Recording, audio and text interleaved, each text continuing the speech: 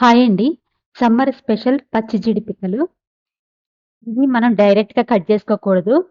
First మన చేతులకి oil రాసుకోవాలి. మన చేతులకే కాదండి కత్తికి కూడా రాయాలి ఆయిలు.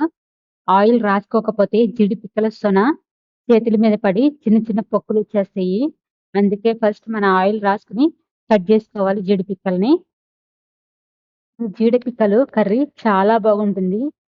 కర్రీ ముందు చికెన్, మటన్ కూడా పనికిరాదండి.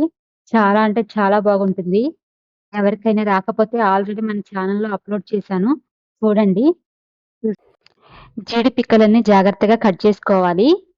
ఇలా కట్ చేసుకున్న పిక్కలన్నీ ఇందులోంచి మనం పప్పును కూడా సెపరేట్ చేసుకోవాలి. దీనిపైన పీచు కూడా ఉంటుంది. తోలు కూడా ఉంటుంది. అది కూడా తీసేసుకోవాలండి. ఈ కర్రీ చిన్న పిల్లలకి చాలా బాగా నచ్చుతుంది. ఒకసారి ట్రై చేయండి. ఇవి సమ్మర్‌లో బాగా దొరుకుతివి. ఒకసారి ట్రై చేయండి. తెలియని వాళ్ళకి కూడా ఒకసారి ట్రై చేయండి. మీ దగ్గరలో ఈ పచ్చి జీడిపప్పుంటే, ఈ పచ్చి జీడిపప్పుని చికెన్‌లో, మటన్‌లో కూడా వేసి వండుతారండి. చాలా బాగుంటుంది దీని టేస్ట్. చూసారు కదా! ఇలా తీసుకొని చాక్‌తో దాని పైన ఉంది కదా పట్టు, ఆ పొట్టుని తీసేయాలి. ఆ పొట్టు తీసేస్తేనే మంచిగా ఉంటది. ఆ నలుపుని బ్రౌన్ కలర్‌లో ఉన్నది. చూసారు కదా!